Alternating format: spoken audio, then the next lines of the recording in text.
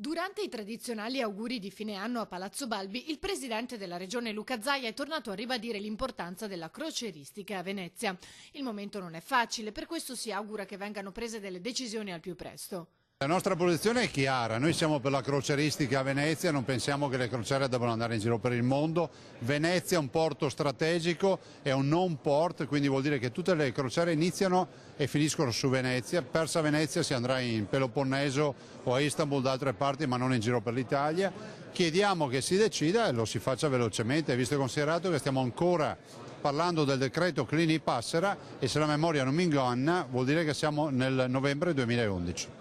Da sempre il governatore sostiene l'importanza di non eliminare le grandi navi dalla laguna. La crocieristica, sostiene, significa 1,8 milioni di turisti all'anno, quasi 250 milioni di fatturato e un indotto di 4.000 persone che ci lavorano. Dobbiamo scavare fondali ed essere competitivi, continua. Se il tema è la decrescita felice, noi non ci stiamo, quindi vogliamo l'escavazione dei canali a Venezia nel rispetto dell'ambiente e pensare che la laguna sia un museo a cielo aperto e che sia rispettato con la programmazione degli arrivi e delle visite. Vogliamo investire nella crocieristica.